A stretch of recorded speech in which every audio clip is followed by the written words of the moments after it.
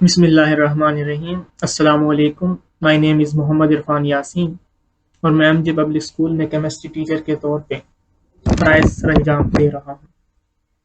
आप लोग जानते हैं कि कोरोना की वजह से जो पार्शियल लॉकडाउन लगा हुआ है उसकी वजह से बच्चे अपने घरों तक महदूद हैं, तालीमी इदारे बंद हैं। तो इस सिलसिले में हुकूमत पाकिस्तान ने टेली स्कूल सिस्टम का इजरा किया। एक अच्छा कदम है। बच्चे घर बैठे वीडियोस देखकर अपने डेली के जो सब्जेक्ट है उसकी तैयारी कर सकते हैं। टॉपिक वाइज उन्हें देख सकते हैं। इसी सिलसिले में एमजे स्कूल सिस्टम ने भी अपने असातिज़ा के ज़िम्मे ये लगाया कि वो भी अपने लेक्चर्स की वीडियो बनाकर अपलोड करें ताकि बच्चे बेहतर तौर पर समझ सकें। जिन असातिज़ा से वो पढ़ते आए हैं उनके लेक्चर्स को, उनकी वीडियोस को बेहतर तौर पर समझ भी सकेंगे और उन्हें तैयार भी इजीली कर पाएंगे। तो चलते हैं इस सिलसिले की पहली वीडियो की जानिब। केमिस्ट्री 9th चैप्टर पहला है फंडामेंटल्स ऑफ केमिस्ट्री, केमिस्ट्री के बुनियादी उसूल। केमिस्ट्री के नॉलेज को समझने के लिए जिन जिन बुनियादी बातों का इल्म आपको होना ज़रूरी है वो इस चैप्टर में हम आपको सिखाएंगे। जो जो मेजर टॉपिक्स हम इस चैप्टर में सीखेंगे उनमें से पहला है ब्रांचेस ऑफ केमिस्ट्री। किन किन शाखों में हमने केमिस्ट्री को डिवाइड किया हुआ है। नंबर 2 पे है बेसिक डेफिनेशंस। वो कौन कौन सी तारीफें हैं जो आपके लिए जानना ज़रूरी हैं जब अगर आप केमिस्ट्री को सीखना चाहते हैं। तो फिर केमिकल स्पीशीज़ हैं, ions, molecular ions, free radicals वगैरह वगैरह क्या चीज़ें हैं ये भी आप सीखेंगे। एवोगाड्रो नंबर, मोल कंसेप्ट, ये आपको केमिकल कैलकुलेशंस को सीखने के लिए ज़रूरी है। और आखिरी टॉपिक है केमिकल कैलकुलेशंस का। लैब वर्क करते वक्त जो वॉल्यूमेट्रिक एनालिसिस या दीगर हम एनालिसिस करते हैं तो हमें केमिकल कैलकुलेशंस करनी पड़ती हैं। मास, मोल, पार्टिकल कैलकुलेशन, तो उनके लिए आपको ये वाला केमिकल कैलकुलेशन का टॉपिक आना ज़रूरी है। पहले टॉपिक की तरफ चलते हैं जो कि है ब्रांचेस ऑफ केमिस्ट्री। लेकिन उससे पहले हम साइंस और केमिस्ट्री की डेफिनेशन को रिवाइज करेंगे। साइंस की definition: the knowledge that provides understanding of this world and how it works is science. यानी साइंस वो इल्म है जो इस दुनिया को समझने का फहम अता करता है। इस दुनिया में बहुत से अवामिल हो रहे हैं, हमेशा से होते आए हैं। सूरज का निकलना, मौसमों का बदलना, इंसानों का बीमार होना, सेहतमंद हो जाना वगैरह वगैरह जैसे अवामिल हमेशा से ही होते आए हैं। लेकिन इनकी जो वजह क्या थी, ऐसा क्यों होता है, ये वजह हमें साइंस ने दी है। यानी साइंस हमें हमारे मुशाहिदे की वजह बताता है कि जो कुछ हो रहा है वो क्यों हो रहा है।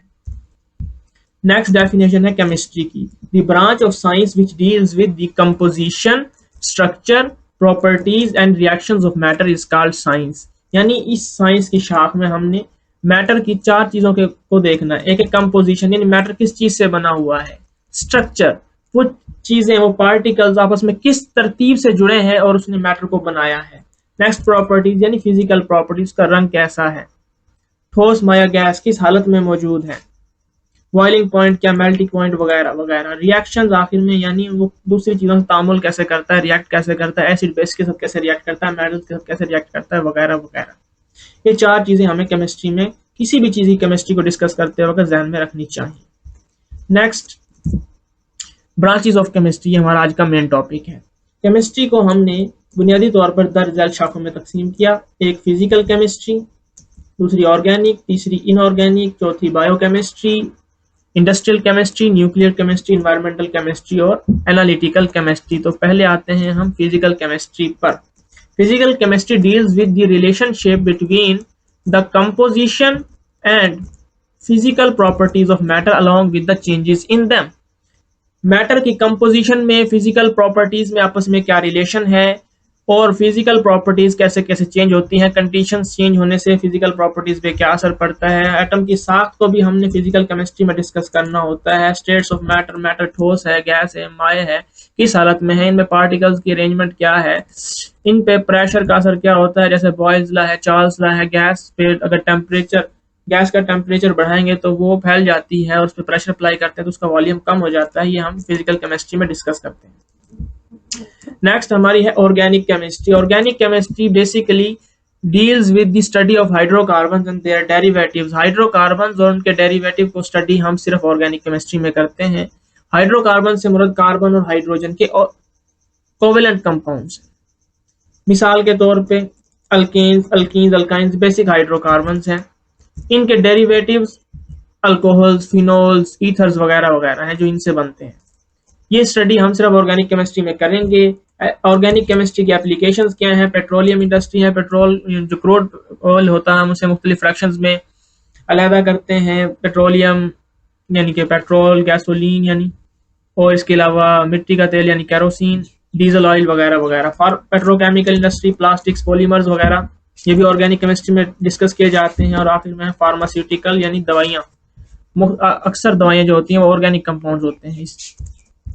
नेक्स्ट चलते हैं हम इनऑर्गेनिक केमिस्ट्री की जानिब।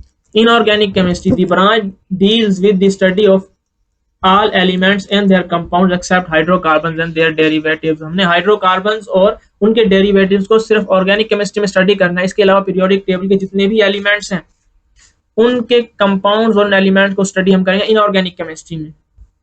इनऑर्गेनिक केमिस्ट्री की बड़ी एप्लीकेशन है सीमेंट इंडस्ट्री, सिरामिक इंडस्ट्री और मेटलर्जी,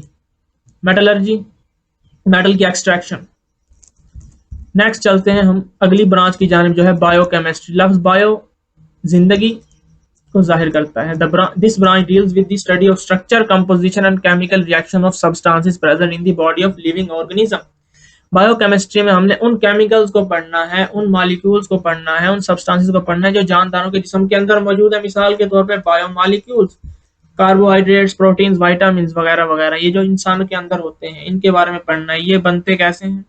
जिसम में हमने खुराक खाई है, जिसम में गई है, स्टार्च था, जाके वो ग्लूकोज में डाइजेस्ट कैसे हुआ, ग्लूकोज पे जिसम को एनर्जी कैसे देगा या स्टोर कैसे होगा, किस फॉर्म में स्टोर होगा वगैरह वगैरह चीजें हमने पढ़नी है बायोकेमिस्ट्री में। बायोकेमिस्ट्री की बड़ी एप्लीकेशन मेडिसिन और एग्रीकल्चर यानी ज़राअत।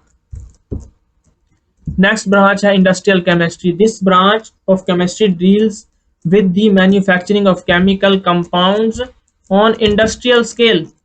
हमने कंपाउंड्स, वो केमिकल्स जो कि तिजारती पैमाने पर बनाए जाते हैं, जिन्हें फरोख्त किया जाता है, उनको बनाने के तरीके हमने इंडस्ट्रियल केमिस्ट्री में पढ़ने हैं।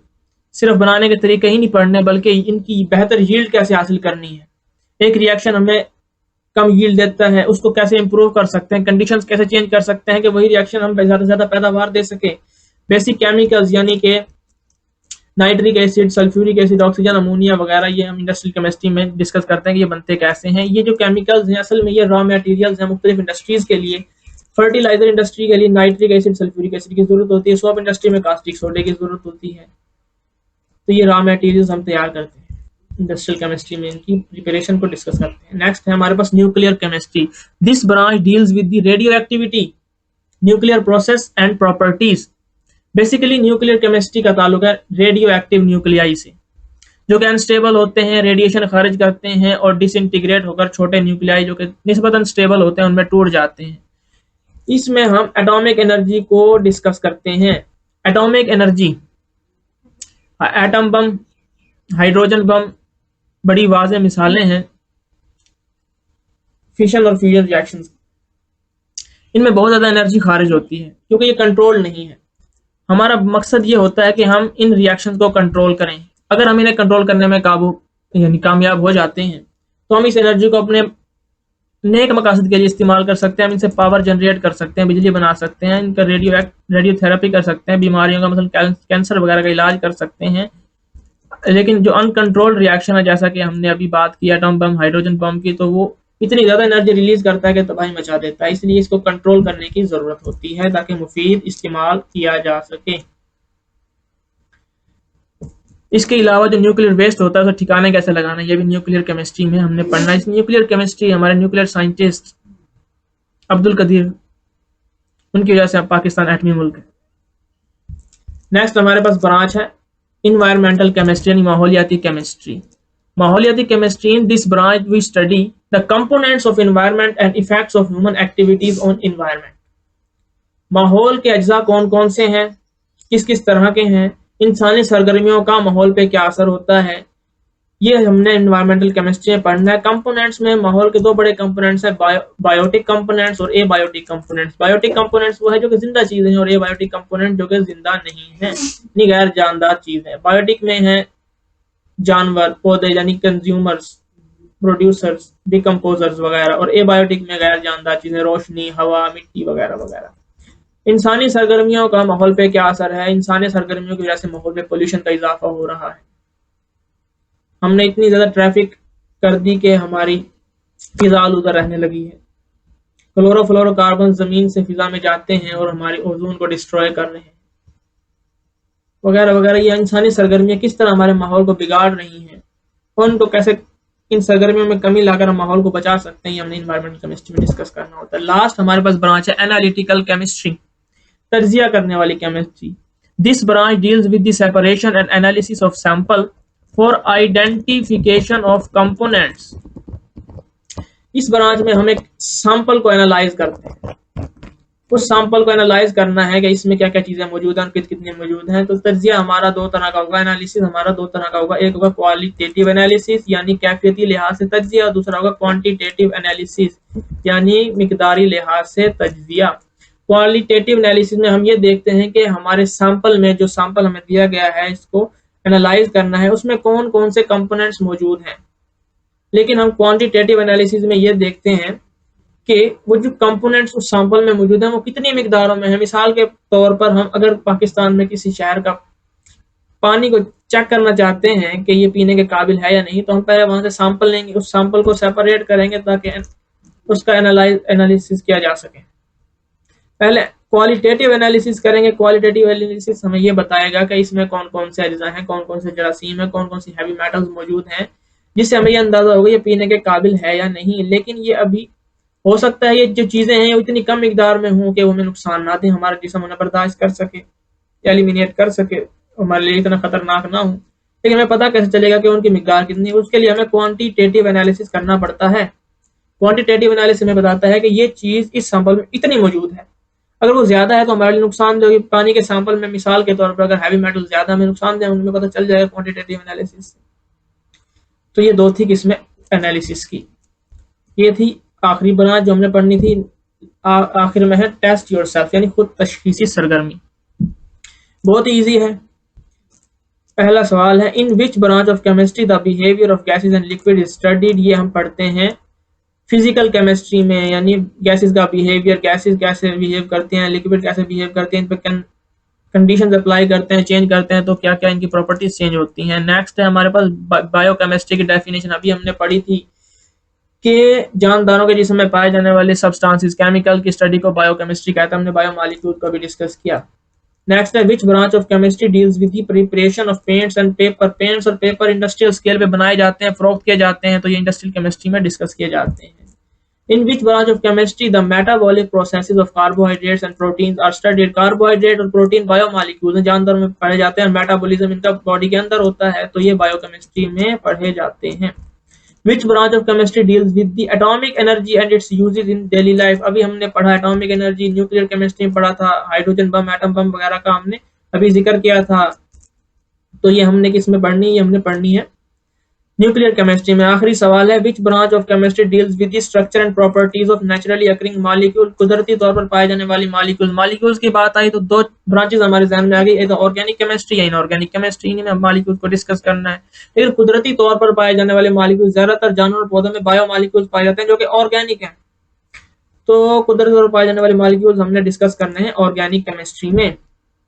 ये था आज का हमारा लेक्चर। Video complete. उम्मीद है आपको समझ आई होगी, आप इससे फायदा उठाएंगे। तो इसे समझिए, पढ़िए, दोस्तों के साथ शेयर कीजिए। Stay home, stay safe. अल्लाह हाफिज।